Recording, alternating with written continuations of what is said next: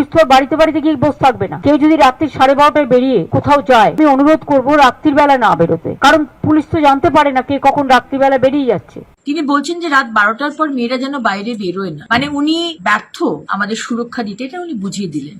আমি ব্যর্থ বলবো না, আমি বলবো উনি চান না।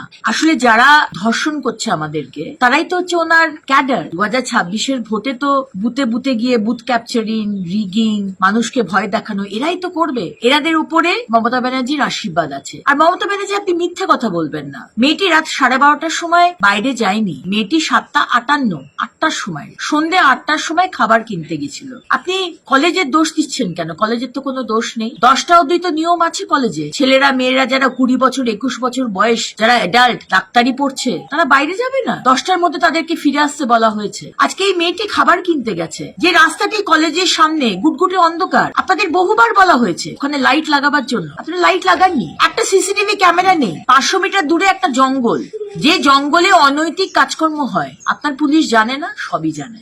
আপনি এক হাতে আমাদেরকে লক্ষ্মীর ভান্ডার দেবেন আর আরেক হাতে আমাদেরকে ধর্ষণ করাবেন আর মুখ বন্ধ করে দেবেন, এটা তো চলতে পারে না। পশ্চিমবঙ্গের মা বোনেরা, মহিলারা তারা জেগে উঠেছে। আমরা এরকম সরকার চাই না। রাত 12টার সময় কাজে বেরোবে না, বাইরে যাবে না, ডাক্তাররা হাসপাতালে যাবে না, নাইট ডিউটি করবে না, আমাদের নার্সরা যারা আছেন আমাদের সেবা দেন, তারা নার্সিং হোম, হাসপাতালে যাবে না, যারা আইটি ইন্ডাস্ট্রিতে কাজ করে তারা কাজে যাবে না, যারা সার্ভিস ইন্ডাস্ট্রি, হোটেলে কাজ করে তারা কাজে যাবে না। আপনার মতো মানুষ যারা সব সময়তে, যারা ধর্ষিতা, তাদের পাশে আপনি দাঁড়ান।